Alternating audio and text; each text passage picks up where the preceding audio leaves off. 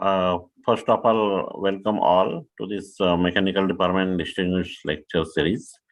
And we are very fortunate to have a distinguished speaker here, Professor Perumal Nithirasu.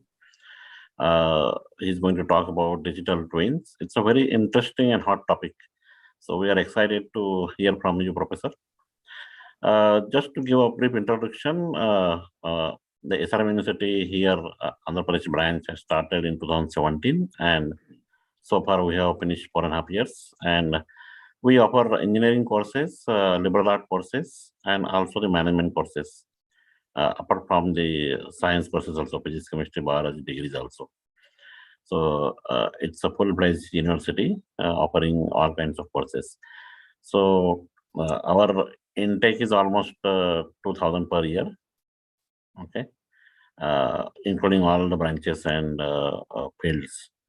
And we have so far made nice progress here. We are publishing almost 500 papers per year right now. And we have 20 crore worth research projects sponsored by government going on in our campus. And we are also filing like 50 patents per year. So this is just some numbers to show that we are on the right track. Okay, so now I request our student Priyanka to introduce Professor Nithirasu. Yes, sir. Sure. Very good afternoon to everyone. So let us hear a brief introduction about our guest of honor today, Professor Perumal Nithirasu. So, hello, sir. Perumal Nithirasu is a professor and associate dean for research, innovation, and impact in the Faculty of Science and Engineering.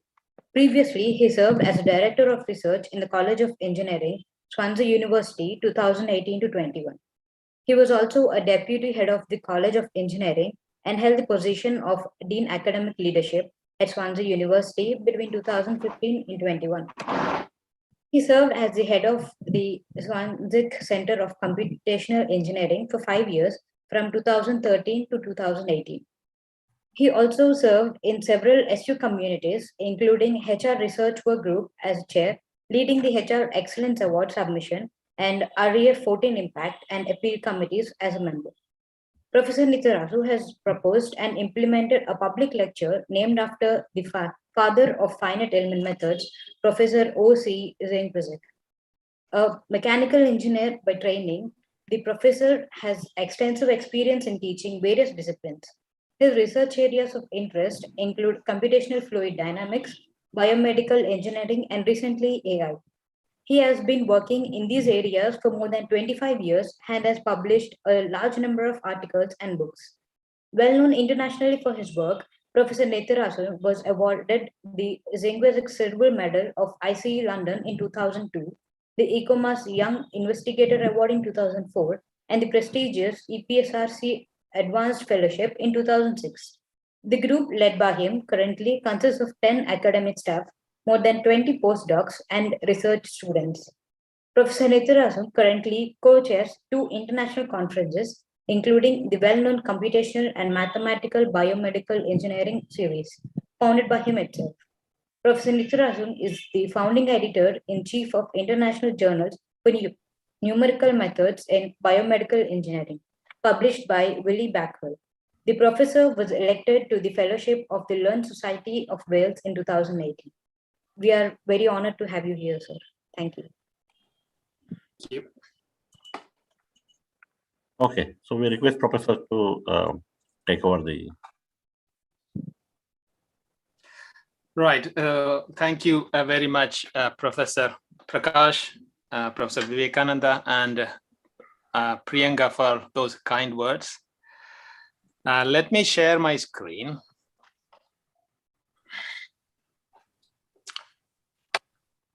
Hopefully you can see my slides. Yeah? Yes, sir. Please confirm. Excellent. Right. So it's a delight to talk to SRM Andhra Pradesh. It's very impressive what you have achieved in a short period of time, Professor Prakash and colleagues. Especially the research statistics is very, very attractive. I am sure there are many students here. So if you are not aware where Swansea is, please just put it in the Google, type Swansea University, so you'll find out. So I am in the Faculty of Science and Engineering. So I look after the research for the entire faculty. I think the student numbers will be around 7,000 to 8,000 in total within the faculty. And the research strategy or research funding at any time will be about 120 million pounds. So you will see some of the research examples from Swansea University later on. But I really don't want to make it as a fully research talk. This is going to be a very, very generic talk, sort of futuristic talk. Students and researchers wants to consider, right? So this is all about how we really go about doing research in the future in the area of digital twins. I will come to the details of digital twins very, very soon. So I'll give you some details of what digital twins actually means, where it is applied, and what the future is. I think that's where my interest is. So I am coming from, as you can see, Sienkiewicz Center for Computational Engineering. So Sienkiewicz is the reason why I came to Swansea. So he was known as the father of finite element method. So that's an attraction for me when I came to Swansea in 1996, long, long ago. So before I go into the details, I would really like to thank both Professor Vivek, Professor Prakash, and also SRM for inviting me to give this talk. It is indeed a pleasure. So let me quickly set the scene for the talk. Imagine, right, I can create a digital copy of me. Okay, this is not a new concept. So can I have a digital copy, or let me put it in the Indian context, digital avatar. Can I have my own avatar in the cyberspace? The answer is we are really getting there. I think digital human projects are running for a very long time, but the difference is we are still very rudimentary in terms of healthcare, for example. So can I, for example, by creating a digital copy of myself, can I figure out what I'm going to get in 1 week time? Am I going to get heart attack in 2 months time? Can I predict that by creating a digital copy and projecting that digital copy of myself into the future? Okay, so that's a big question. So how do we answer that is all about this talk. Yeah. So how are we going to answer? Where are we now in terms of creating that digital copy of humans? It doesn't really matter whether it's a human or a building or something else. It really doesn't matter. It can be anything. So you can digitally replicate any processes or products. Okay, that's where we are. So in a way, I think we already have an example. So I'm going to give you that example. It's weather forecasting. Right. Let me show you how weather forecasting is done. Right. This is coming from the UK Met Office, as you can see. It's very interesting to see how the weather is forecast. So number one, knowing what the weather is doing now. That's where we put lots of sensors across the world and collect data. Okay, so that's your first point. Then use the data to build a model. So we are feeding that data into calculating how this will change in the future. So we know what the weather condition is now. Can we use that data to drive a model, which is in this case, it's a CFD calculation of the entire world. That's a model. And then the third step where we are really projecting it. So you're really running the CFD calculations into the future, or you are really using the model to project how the weather is going to be in tomorrow, day after tomorrow, and so on. And finally, the third point is to make absolutely sure that the projection makes sense, right? that's where the expertise comes. So if I want to really replicate this for a human, you really want to continuously measure the data, meaning like, nowadays you have so many gadgets, right? You have smartphones, you have things like Apple Watch telling you all the time what's going on in your body. So many data is being collected. And what is not happening is there is no sort of model running behind a human. So can we create a model which takes all this data in and replicate a human? Okay, that's a question we are asking when it comes to healthcare. So I can briefly show you how this looks like, right? If I go into the Meta Office, if I click that link on the presentation, this is what it looks like. So weather forecasting for Swansea, where I am coming from today, it's fairly sunny. And you can keep on going, right? As time passes, you can also see at the bottom of this page, there is a 1 month forecast, right? So tomorrow, the weather forecast, it's very reliable nowadays. So it's tomorrow, more or less precisely, they can predict what's going to happen where I am, right? On Sunday tomorrow. Right? In the morning, it's sunshine, and in the afternoon, it's all going to be cloudy. But as time passes, as you project further and further, you go into 1 month, the accuracy of prediction goes down. Because the data which is fed into the CFD is not reliable anymore, okay? So that is one of the big challenges. If I want to predict heart attack 2 weeks ahead of time, right? Would that be possible? Predicting somebody's health in the future. Okay, so that's the question we are asking. Let me go back to my presentation again. Okay, so that sets the scene. So if you want to know a little bit more about the engineering problems, let me go to the energy problem, where digital twins are going to play a major role. This is our new campus. We have 2 campuses. This is the engineering and part of the science, as well as the School of Management campus. Okay, so these are all the engineering building. This is an engineering. That's a common building for seminars, etc. That's a library building. So you can clearly see the campus is on the beach. This area where circled is expanded here on the right side, where these 2 buildings are so-called active buildings. Okay, this is called the 2-story one is called active office, and the small one on the right side is called the active classroom.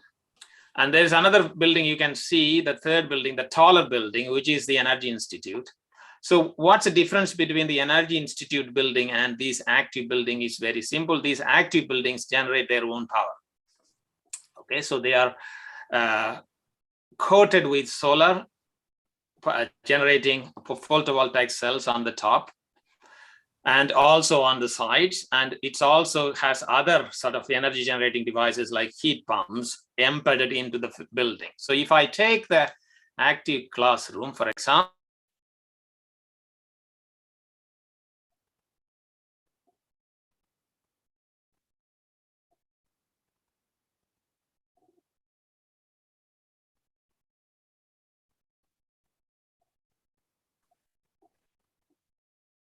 Excuse me, sir. Professor Nityanasi, you are muted. apologies, sorry. I don't know, it seems to happen automatically. Okay, so let me repeat. So did you hear about the campus? Yes, Yeah, sir. you were talking about the 2-story building on the right side. Okay. All right. Okay. Thanks. And then solar panel is there. Okay. Excellent. So the active classroom building, the smaller building, generates 1.6 times the energy it requires. So we want to create a digital twin piece. Can you hear me? Yes, sir, we can hear you. Okay, excellent. So the small building, the classroom building, generates 1.6 times the energy it requires on average. Okay, so that means 6.6 or 60, 160% it generates, and 100% is used for the building, and 60% goes into the grid. So now, unlike in India, predicting weather in Swansea is not easy, right? So we don't have many sunny days, and even predicting sunny days, there is no guarantee that sun will appear even in summer. So the sunny days are very small. Not only that, there is no guarantee that sun will always be around. It's very difficult to predict because of the way in which the weather system works in the world. So that makes it very, very difficult to plan how much energy to put it into the grid, because the energy is stored inside, using very large batteries, and then it is released. And after the whatever is left in the batteries released to the grid. The problem is planning that release of the energy is very difficult when you can't really predict how much sun is going to come out today. So in order to do that, you can really build a very simple digital twin. In order to do that, you need to really have the data for months from weather, and then correlate the energy produced by the building over several years against the data you collect across Swansea. Let me show you what that actually means. Right, so here is a map of our campus. This is where the campus is, at the middle, and the A and B points are the 2 points. A is in the city center of Swansea, and B is somewhere near the place called Briton Ferry. So these two are the weather stations. A and B are the weather stations. So we can now collect data from these weather stations and then correlate those data like temperature, wind speed, sun index, etc., against the energy generated by the building. So in order to do that, you need to have a large, several years worth of data. Let me show you one example, then I can move on to the definitions. Here is an example for June 2021. So how do we actually generate? I think we are using here artificial intelligence or machine learning in order to fit the data. So in order to really predict into the future, we need to really generate that model. We need to create that AI model. So how do we do that? Imagine that we have data from 2020, 2019, 2018, and so on. So larger you have data, your correlation will be better. So we can now use a AI algorithm or machine learning to train it using the data from the past years, 2020, 2019, 2018, and create a model and then test it on June 2021. Okay, that's the one I'm showing you in front of you. So if you look at the blue graph, which is the actual data, which is the PV, the photovoltaic cells generating energy in kilowatt. So that data we collect from those buildings, and the real data is blue, and the model data, which is a projected model, is the yellow one. So you can very clearly see, I think we really do kind of test different models. Starting LSTM here is the so-called long short-term memory neural networks, and then we really increase the accuracy, etc. Even after increasing the accuracy, you can very clearly see there is a large difference, especially this point here. For example, in June 2021, on the 24th of June, you see a huge disparity between the measured data and the data, the model data. The reason why that is coming is because we don't have sufficient data from the past in order to train our AI model. Okay, so we are not using any CFD, we are not using any heat transfer models, we are simply using data in order to project what's happening to the energy production. So remember why we are doing it. We want to plan ahead of time into the future how much energy we can actually put it into the grid and how much energy the building is going to generate.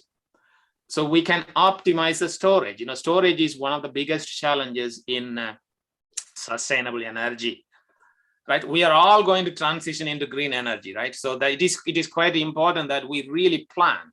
We can plan cities using digital twins. We can plan campuses using digital twins. Perhaps SRM may want to use digital twins to optimize the energy within their campus, right? So that's the potential is huge. So you can actually project into the future and see how can we plan and get ready. So if we change, for example, all the vehicles, which I can see in the background of Professor Prakash's slide, if we switch all those vehicles to electric vehicles, say in next 30 years, what sort of infrastructure you need, right?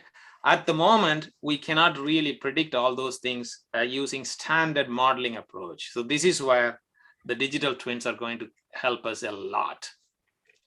Okay, so let me start defining some keywords, right? If you go into the Google or any of the literature, you'll get really, really confused because digital twin hasn't got a standard definition, unfortunately. It's all emerged from modeling, doing all sort of finite element modeling and CFD, etc. And unfortunately, as a result, there's lots of confusion between what is actual modeling and what is a digital twin. So what I am trying to do, it's not anybody else. What I am trying to do, I am kind of trying to classify the digital twins or virtual replication of something into 3 different types. So passive, semi-active, and active. I will come to those definitions later on. I will give you some examples so you understand much better when we go into the examples. So for my own understanding, I have to really do these things because the digital twin definition is not very clean. I'll show you what the commonly accepted digital twin definition is in a minute. Before we go into the definition of a digital twin from the literature, let me also show you from my perspective what we need in terms of tools in order for us to build these digital twins, human or non-human, energy, or even stock market. It doesn't really matter which one you want to build, you need tools. Okay, I think the time is right. I think if you're a young undergraduate or a postgraduate looking for opportunities to go into, this is where the tools comes into picture. So how can we implement these digital twins using existing tools? So at the middle, you see the digital twin. And then at the top, you see purely data-driven digital twin. So if I am using, like the energy example I shown you before, we are purely using data and AI to see whether we can predict into the future. That's called purely data-driven, right? There's nothing else. There is no physics involved. Simply take the data and project that data into the future and see whether we can predict these things accurately, like weather forecasting, but with only data. On the right side, you see physics-based numerical models. Okay, this is where the weather forecasting comes into picture. Weather forecasting doesn't use that much AI. They use CFD models. So they take the data and then solve the differential equations in order to find out what the weather is going to do for next few days. This is called physics-based digital twins. For me, what's very attractive is the so-called AI-powered numerical model. So if I can combine purely data-driven approach and physics-based numerical models, put them together into this left box, that will give me a comprehensive digital twin. Now, it all looks simple and easy. Unfortunately, the amount of the challenge around building digital twin is huge. So you have, anybody can do lots of work around, irrespective of where you are. If you're doing an undergraduate project, this is one of the areas where you want to really see whether you can do something around this. It's also very multidisciplinary. You can see that, I'm talking about health here. I'm talking about the energy. I'm also talking about computer science in terms of AI and machine learning. It's a multidisciplinary subject. Now, coming to the types of digital twins, passive, semi-active, active, any of these 3 implementation strategies, purely data-driven, physics-based, or combined, implementation could be implemented on all the three types: passive, semi-active, or active. Okay, so I'm going to stop and ask colleagues here to the attendees to put any of your questions into the chat, so I'll be able to kind of check and answer the questions later on. So let me go to the next page, where I'm going to show you what the community, how the community defines digital twins. Okay, so this is the standard definition used by mainly manufacturing. Manufacturing is the area where the digital twin is kind of progressing much faster, where they use a lot of data. So digital twin is a virtual model of a process, product, or service. Okay, that's a kind of simple, it looks a simple definition, but unfortunately it's such a generic definition.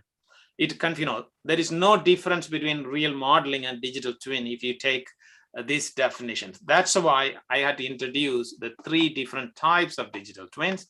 Passive digital twin, which is simply the modeling we used to do, finite element modeling, CFD, etc., where you really don't bring in any data from the real product or process. The second one is a semi-active, where we bring in a little bit of data, not a lot of data, not a continuous data. You are not measuring continuously 24 hours, but there may be some data. So you can make the digital twin slightly active, not fully active, right? When it comes to fully active digital twin, you're feeding in continuously data, either generated from measured from a human or building or in a manufacturing plant. So ultimately, what will be most comprehensive will be the third one, the active digital twin. I think that's where the biggest challenge is. How can we actually create an active digital twin, number one? Number two, how can we use an active digital twin to project into the future? Forecast is the key here. Can we forecast things into the future? Not only forecasting, and making sure that the forecast is accurate enough so we can do something with the forecast. So here is an example. We used to do lots of modeling around healthcare problems. This is, I call, passive digital twin. Here is an example of this picture on the left bottom side. You see a so-called carotid artery. We all have them. So 10, 15 years ago, we used to do this sort of work a lot. So where you can take a scan of a person and build the artery using the segmentation methods, the image processing method, and then we can actually do fluid dynamics. So, and the focus is this area where can you see my cursor? Yes, sir. Professor Prakash, can you see my pointer? Yes, sure. You can see it. Okay. Maybe you can use annotation. No, we can see it. We can see Yeah, you can see. If you can see the pointer, that's fine. I think this is the blockage. Yes, we were interested, right? See, from the medical point of view, doctors want to know whether this is going to rupture very soon, right? If that's a criteria they use to intervene, because kind of operating on the neck is not something they take it very lightly, because the risk of something happening when they're kind of doing operation is very high, because this as you can see on the left side, the blood is going into the brain. So its potential for getting a stroke is important. If you don't intervene, also potential for getting a stroke is high. So as a result, the focus was around this blockage. So we can actually understand quite a lot of things about fluid mechanics, how the blood is kind of pumped into the brain and face, etc. But the problem is there is no data coming in. How do I project this into future, right? You can make assumptions, right? You can make assumptions how this narrowing of the artery is going to evolve using simple sort of plaque building models, etc. But it's never going to be accurate, because there is no data from that particular person is coming into these calculations. The only data coming into this calculation is scan. So as a result, passive digital twins are not able to predict the future. So let's talk about a semi-active digital twin. Once again, semi-active digital twins are not going to be very easy to project into the future. This is one of my students' work. He just completed his PhD. I think this is why the computer science and engineering comes together. Without really spending too much time, what we are really trying to predict is exactly this one, the blockage. What is the percentage of blockage, but without actually scanning them, right? So how do we do that, right? Using the video of the face, right? All of us, our heads actually vibrate a little bit. You cannot see it because the vibration is so small, it's very difficult to see the head is vibrating. The vibration comes out as a result of blood pumping into the brain. Okay, so because the blood is pumped into the brain and it's also pulsatile, the flow is pulsatile because heart is pumping all the time. As a result, we'll have a very small vibration of the head. That vibration will be pronounced if there is a blockage. So if you have a blocked artery on the neck, what happens? That vibration increases. So now the question is, by using a video, can we predict the severity of the blockage on the side of the neck? Okay, that's a question we are asking. So we take a video and do certain filtering, and then use some sort of principal component analysis to filter out, to find out what the vibration is. Okay, so now we know with the time we can compute the vibration of the head using video, but we don't know how that vibration correlates to the percentage of blockage in the artery. So in order to compare the two, blockage compared with the vibration, what we need to do, we need to really generate lots of data. That's exactly we do with a digital twin. So we create a digital twin of different people, and then kind of a semi-active digital twin in a way. It's not really continuous data, but some sort of digital twin, digital copy of a particular person, but without feeding in data. Then we put various blockages, we start with 10% block, 20% block, etc., and then compute the vibration using a model, right? So for 50% blockage of the artery, how the vibration looks like, for example, right? So we can do that, and then we compare the vibration coming from the face video against the vibration coming from the calculation.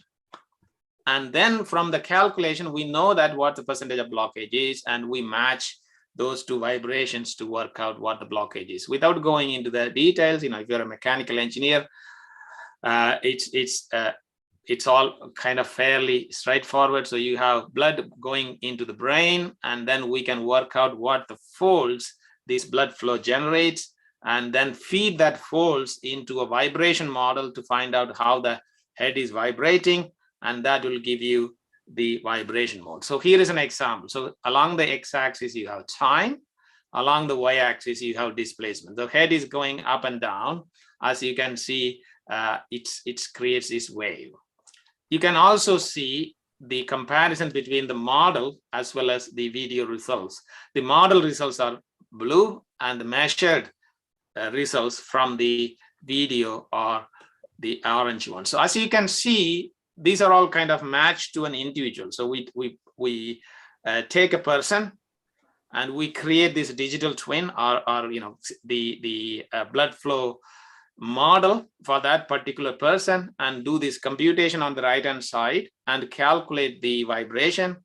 And from the face video, we'll also calculate the vibration, match them, and whatever match we get and corresponding blockage is the blockage of the artery. So this way, actually, in fact, I think I don't want to go into the details. I don't have enough time to do it. I think these are all the kind of detailed algorithms, very challenging algorithms behind. And we did that for healthy subject. Well, kind of people in 20s will not have any blockage. And also we managed to find a really bad severe case of artery blockage. And you can clearly see the difference between the two. The first one, the vibration is very, very small, right? So 0.002 centimeter there. But when it comes to a patient with much, much larger blockage, you can see that the vibration is almost doubled. And the orange again is the measurement, and the model is the blue one. So you can see that this is kind of a semi-active. We have time component, some data measured through video from the patient, and then we are actually using sort of combination of the model as well as video to find out what the blockage of the artery is. Okay, so that's why I call this semi-active. So now we need to really go into the most comprehensive form of digital twin, which is the active digital twin. This is where it comes to my earlier point. How can we digitally replicate me, my cardiovascular system, my blood flow system, right? In order to do that, this is the real person, and you put a wearable technology on the patient and create data continuously, and you can use data processing to make sure that the data is processed properly, and then feed that into a digital twin model, right? So what you are really trying to do is you create a model on the right hand side, digital twin model, and put the data, embed the data in order to increase the accuracy of the prediction. That's exactly what we are trying to do. Once we are happy that the digital twin model is fair representation of the individual, then you can run the model into the future, like weather forecasting, to predict what is going to happen in a week or 2 times for that particular person. Imagine something like this is built into all the intensive care units, right, in the hospital. So if I can create a digital twin of each and every patient lying down on intensive care unit, and the digital twin is running into the future, and we are able to predict, oh, this patient is going to lose the blood pressure in next couple of days, do something now, right? So it is more to do with healthcare, to make absolutely sure that we are not losing lives unnecessarily, or we are not increasing the cost of care. I think the digital twin is going to be fantastic if it can be done. So where are we? Okay, so here is an example. Okay, this is where the challenge comes to the picture. These are all real data. Don't ask, these are all coming from various databases, so we can access from real patients. So the first line here, you have 2 sort of measurements, continuous measurements. So one is on the left-hand side is a blood pressure, on the right-hand side ECG. So we put them all together. And if you want to expand, this is how the blood pressure plots looks like with time, and ECG looks like that, right? We combine them together and use AI and then predict into the future.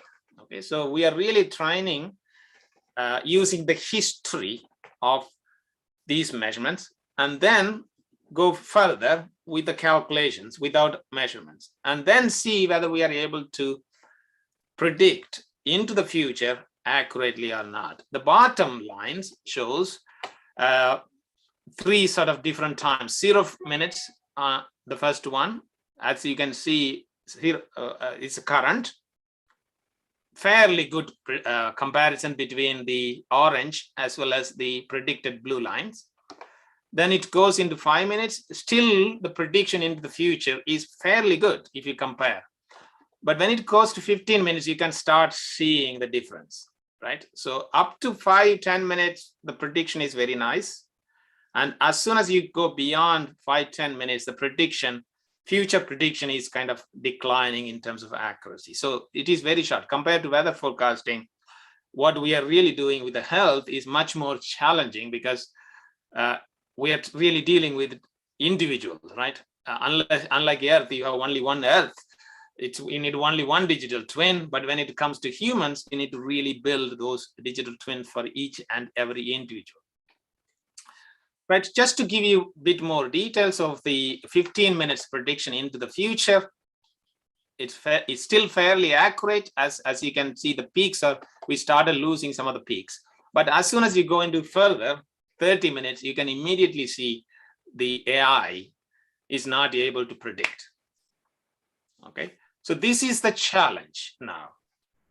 How far into the future we can predict, and can we actually predict accurately? Remember, we are using only the artificial intelligence here, machine learning and data. There is no physics-based model here. There is no physics, there is no fluid dynamics, there is no finite elements, simply data. So it's very clearly shows to us that if I use simply data and project it, it has limitations. I cannot go beyond a few minutes into the future.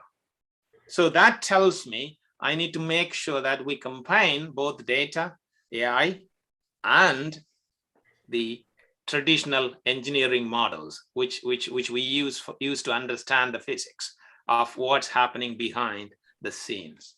That's where we are going now. Okay, so we haven't really reached that sort of final stage. If you want to, if I can reach final stage on this project, I'll be a billionaire. Okay, unfortunately, that's far away from where we are.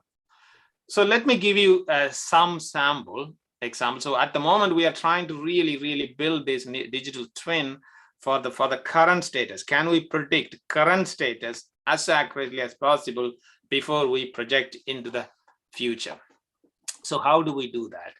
So here on the left-hand side, you see an example of a human, and these three rectangles, the blue rectangles are, say, imagine that you have a wearable device attached to these three locations and where we can measure, right? So one is on the femoral artery on the legs, one is on the brachial artery on the arm, and also one on the coronary artery on the neck. So if I can have these three measured values using simple wearable devices like Apple Watch or even the phone nowadays can give you some of these data, and feed that through into AI and modeling. I'll come to that in a minute, and be able to predict what's going on inside. Okay, so we are going from these measurements on the left-hand side and then predicting how those waveforms or the pressure inside looks like.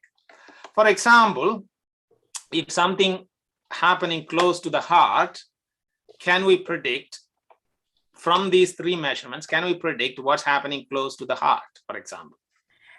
Right. So what we are really doing is we're doing measuring three measurements from the patient, and from there we are trying to go inside the body in a reverse way to find out what is heart or brain is doing by doing AI and computation. This is where the challenge, you may find it slightly hard to kind of understand. The technology behind is very complex as we go further and further. So how do we do that, right? So we first, we can generate individual avatars if you want, right? For example, on the left-hand side, so if I have a person, male with 89 kg, 167 centimeter height, we can use some of the anatomical estimations to create the blood circulation model, okay? So that is for that particular individual, male, 89 kg, 167 centimeter. Then from the databases, we can work out what would be the normal blood pressure for that particular person, etc., using standard AI algorithms. In this case, MLP, which is again a standard machine learning algorithms, to find out what boundary conditions we are going to put into this model. So this is how we build individual models. Then we can actually generate, once we know how to build individual models, I can simply generate all these data, right? So you can change male to females, you can change the weights, all sort of different ranges of weights, heights, age, BMI, etc. So now I can create this sort of virtual database, right? They are not real, but they are very close to real because we are using all sort of data we know exist, and we can now create, instead of a real collection of people, we can create virtual collection of people and do lots of experiments on those virtual collection of people. So if I go back, that's exactly how we prove the concept of digital twin. So in order to go from peripheral measurements on the neck arm and leg, to what's happening inside the body, we need to have lots of data, right? How do we generate that data? That's exactly what I was explaining. So how do we generate the data? We generate the data for a large number of human beings virtually using the digital twin model, using available data as well as what we know about the human body. And we say generate 10,000 people out of this data arbitrarily. And then we do calculations on all these 10,000 people using standard finite elements, fluid dynamics, etc., and work out waveforms or the pressure distribution across the body in every part of the body, and then use that data to train our AI algorithms in order to project into the future. So here is an input on the left-hand side. The input is the 3 measurements I talked about. And then from there, we can actually use, by combining the AI and model, we can create the output. So as you can see, for virtual patients, the match is very, very good. Unfortunately, when it goes to real patients, it becomes very, very complicated because of the data sharing and all sort of different issues. But as I shown before, we do have access to large number of real patients who nowadays you can use in order to build the digital twins. Right, so I'm coming very close to the end of the talk. I'm going to really soon finish with one more slide where the challenges are. I just want to highlight so far, we are doing a lot more work in other areas, but I didn't have time to really put all these things together. We are at the very early stages of development. Okay, so digital twin definitions are around for a long time, but it is not the definition. It is achieving something in many engineering processes or product development which predicts the future. I think that's where the problem is. We can definitely do modeling. We can definitely do establish the current status of something like a human body.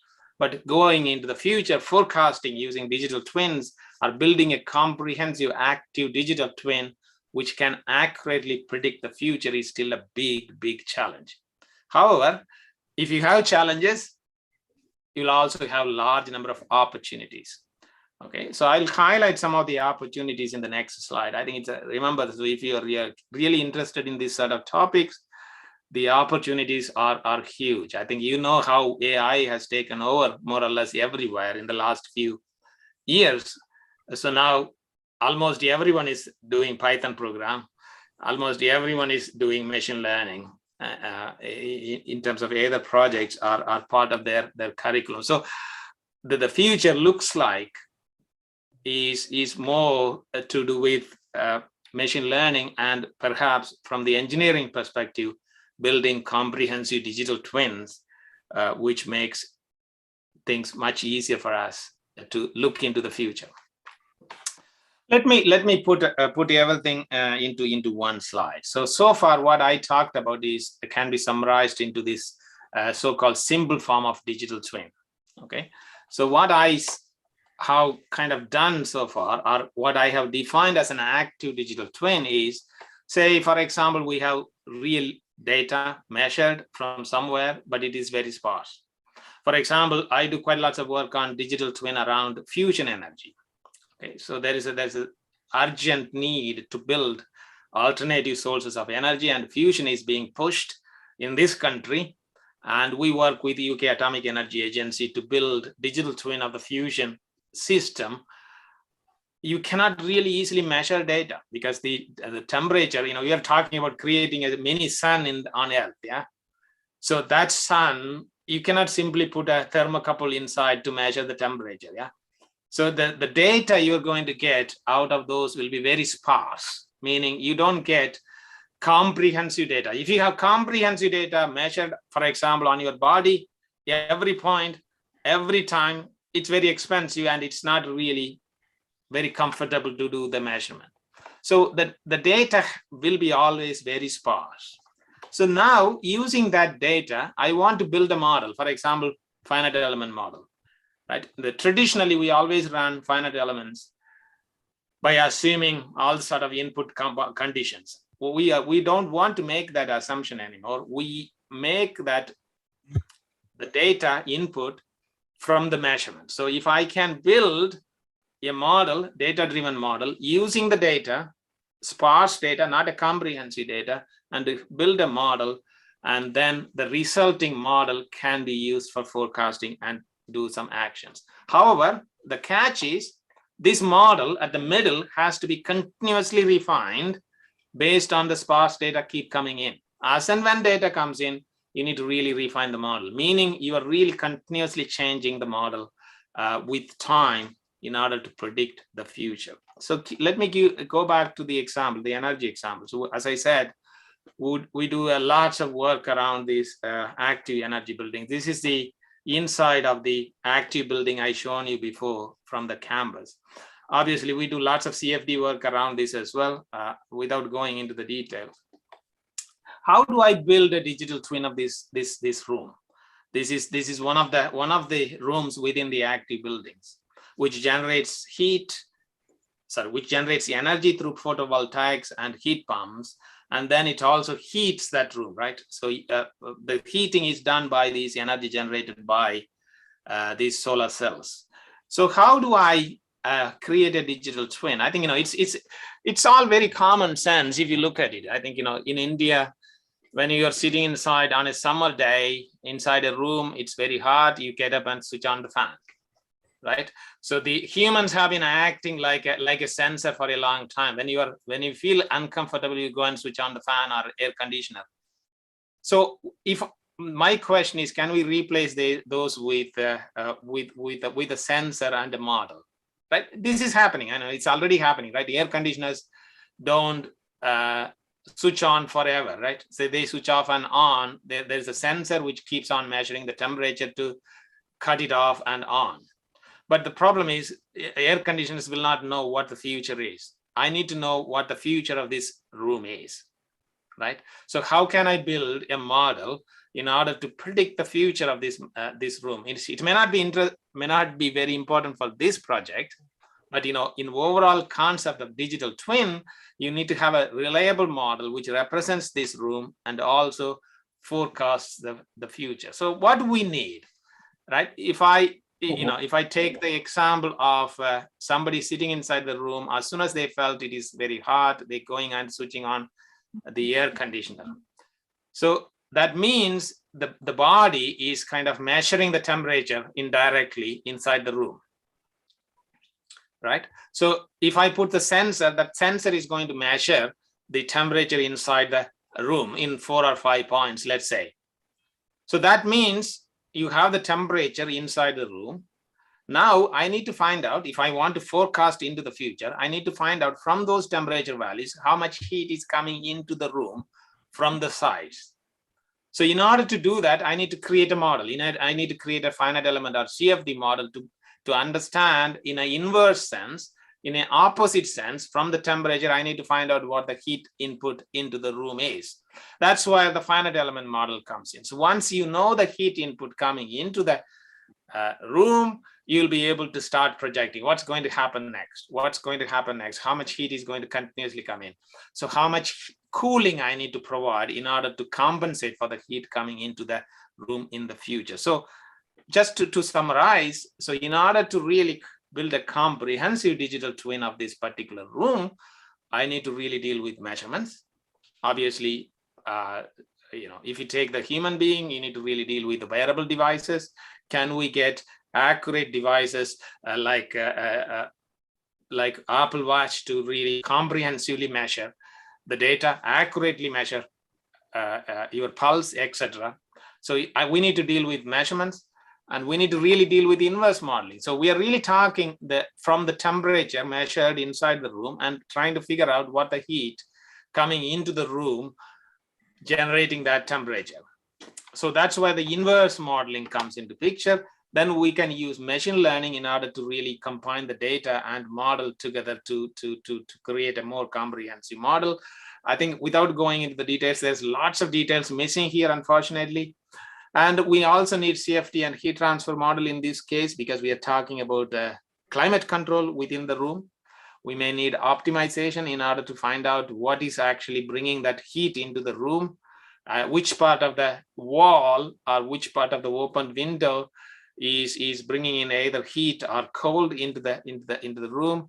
And finally, the last one, all these models with all sort of comprehensive data and finite element model produces lots of uncertainty. How do we deal with those sort of uncertainty?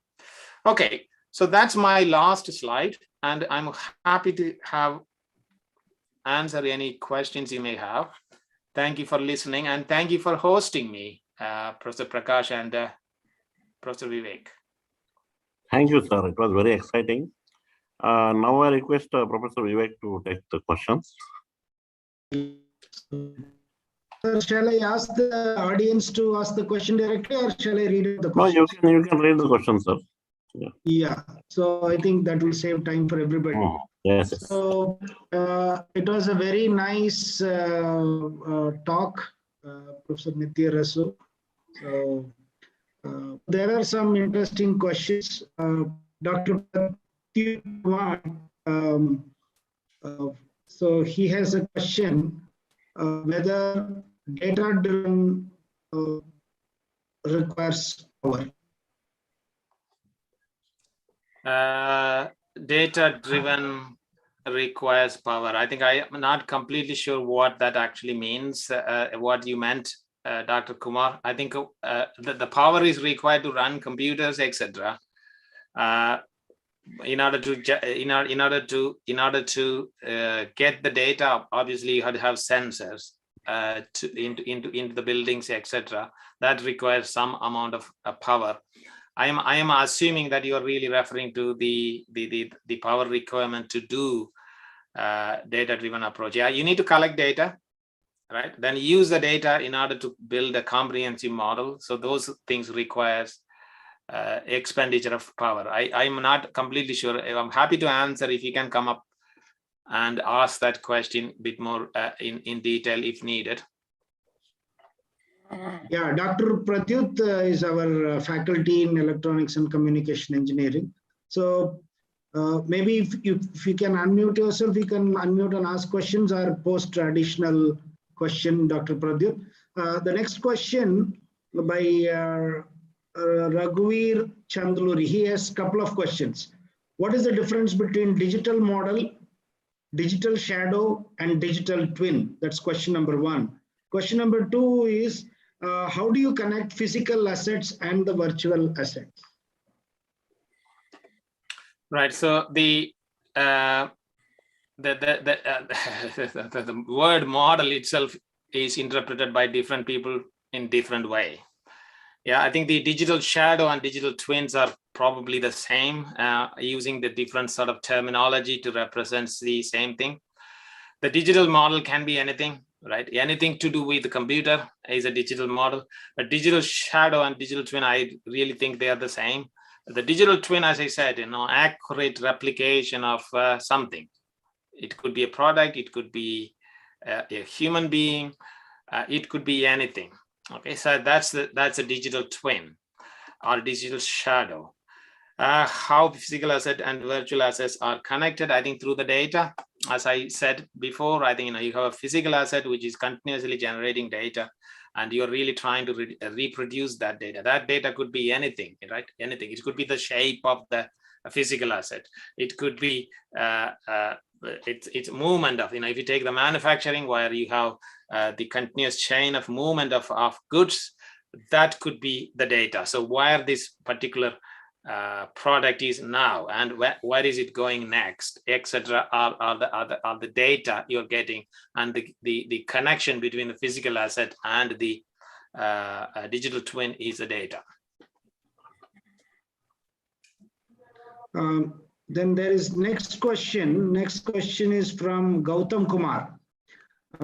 He's asking, what are the input parameters for machine learning for forecasting power generation? And the other question is incomplete. Probably he's talking about weather forecasting. I don't know. Right. So Gautam, I think it is the input parameters are normal, the weather parameters like the temperature of the day, right? Measured at various times, the humidity, wind speed, the sun index, and etc. So the key is, right, we need to really have, while we're collecting these input data, we should also have the information from the building, how much power the building is generating. So you take all these data and correlate that input data with the power generation. That will give you a AI model or machine learning model. And then once we have built that model for several data sets from the past, we will project it into the future and see whether we are able to replicate the future using the model. The problem, the challenge is the amount of data, right? The active building concept is very new, only a few years old. So we don't have enough data from the past. So it will take a while before we can project or forecast the energy into the future, because we don't have comprehensive data. So what we are trying to do is, because we don't have comprehensive data from the past, the training is not very comprehensive. So as a result, we started building finite element models. We have started building physics-based models within the active building. So energy balance, etc. If you're, if you're a mechanical engineer, heat transfer engineer, you know all sort of energy balances. So we are trying to really bring the physics-based models and supplemented by the data in order to project the model into the future. So for your short answer to your question is a standard weather forecasting parameters using weather stations as the input into the energy generating buildings.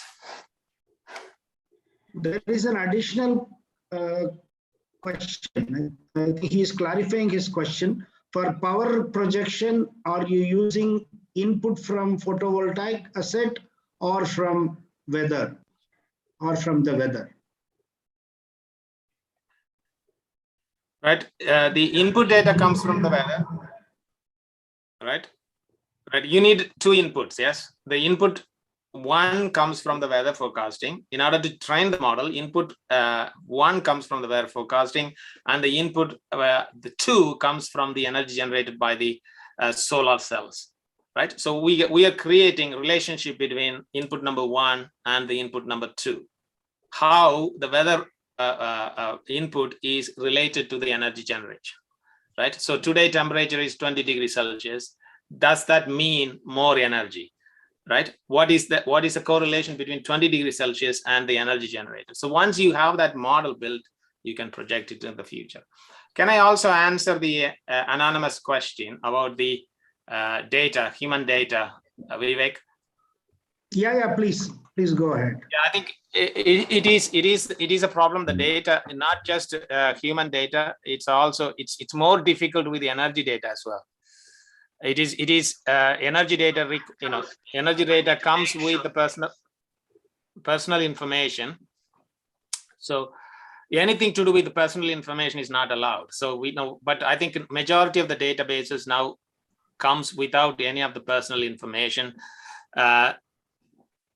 We did explore this with AIMS Rishikesh at one point. For the Indian situation, it is still not completely, in terms of collecting data from individuals, is not completely solved, because the Western countries, they managed to really bring all the data together. I think in fact, the entire UK population data goes through Swansea University. More or less now, because we have a very secure data center where the National Health Service kind of feeds in data into our databases. But all these things are completely sort of anonymized, and the personal information is removed.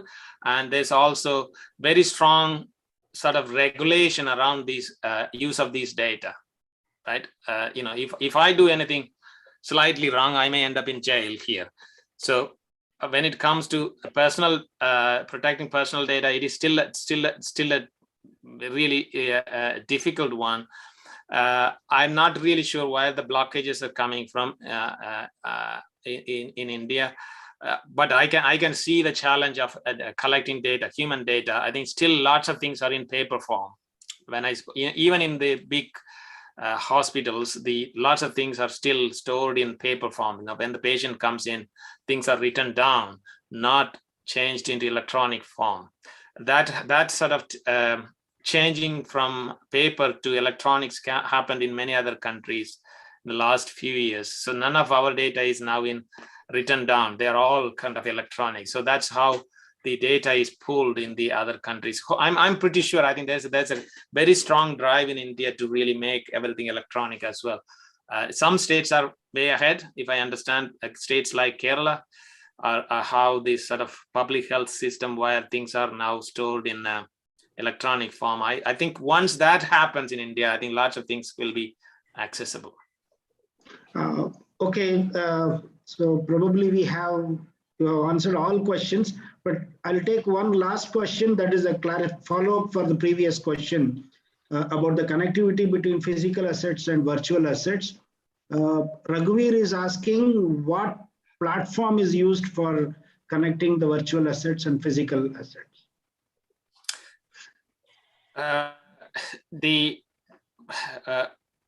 It depends on which problem you are solving. I think if you're talking about medicine, the human data is right. It's not active data. Please be aware. So we haven't reached the stage where we can collect active data for everybody. Yeah, we don't have a system yet. We have passive data, meaning the data from the hospitals, etc., can be collected into one place. And it's a massive supercomputing facility in data centers, kind of stores all those data for human. They are not active data. Okay, so what I am talking about is future. So, for example, can we create? I think if there are computer scientists and electronics engineers here, you can ask yourself a question: can we create an app in your mobile phone which continuously collect data from you? Right, and can we use that data to really run a model? Okay, this is future. So at the moment, the active data we collect are very ad hoc. So we really go and collect it either from some of the databases from the past, or we simply use like the example I shown, the mobile phone to capture video of individuals, which we can do. Without a problem. But at the moment, passive data are available in data centers across the world. The active data is the future. Professor Nithya, so there is one question in my mind. I don't know whether we have time. Thing is, what is the difference between virtual reality, augmented reality, and digital twin? Right. So the virtual reality, if I understand correctly, yeah. Is the things kind of stored a priori and then you kind of go and visit them, right? Like you create a design of a building and that put it into the VR platform there where you can actually go inside and see what's going on. Augmented reality is like what Facebook is doing now, yeah.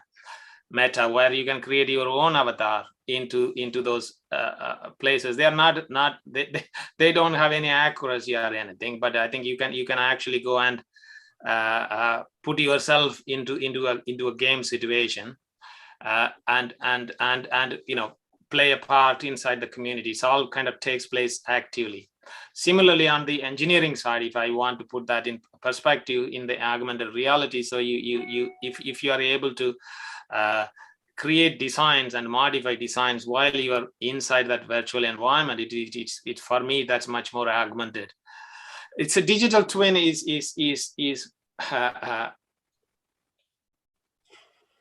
the digital twin is much more design oriented. I think let me put it slightly differently, right? The virtual reality and augmented reality is kind of nice. There's nothing stopping from putting more physics or more data into those things, more real data into those things. But I think for me, the digital twin is replicating something exactly as it is, right? Like a human body, and which is accurate. okay, very accurate. So we can rely on the data that virtual digital twin gives you. Like the actual person, what I'd like to see is that the virtual replication, a virtual copy of the person will also give you reliable data. I think that's why the difference is, Professor Vivek.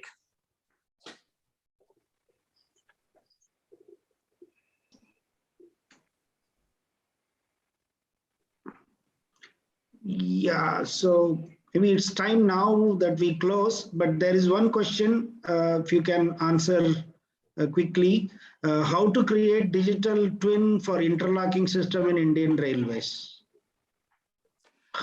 Right. I mean, it's not very different from what I said. I think you need to really figure out a way of collecting the data for the interlocking system, right? When I say I'm assuming this interlocking system is to control the trains, yeah.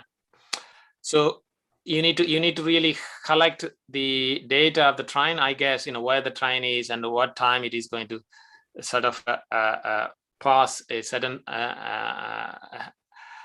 area, etc. And then that needs to be linked with the interlocking systems to make sure that they are safely. I'm pretty sure these things are already operating. Yeah, I think it is more to do with planning than forecasting. Right, I'm pretty sure these sort of things are already in operation, more or less automatically. At least in more developed countries like Japan, where these high-speed trains are probably already sort of operating in that region. I think it's more like very close to modeling than a digital twins, because there is no there's a need to really plan into the future, but you are not really projecting anything into the future, right? It's all more or less kind of very well defined. I know what time the train is going to pass some area every day in the future. So based on that, you can pre-program these things. That's my understanding. I'm not an expert.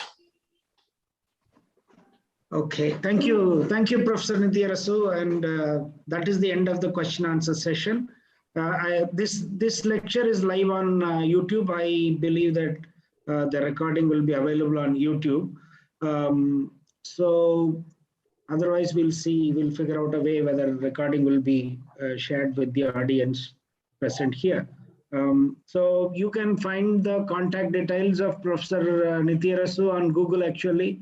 So that is another question from the audience. So you can Google also, you have his full details. He is a professor with Swansea University. So I come to the last part of the session, vote of thanks. I'll be as quick as possible. So at the outset, I really thank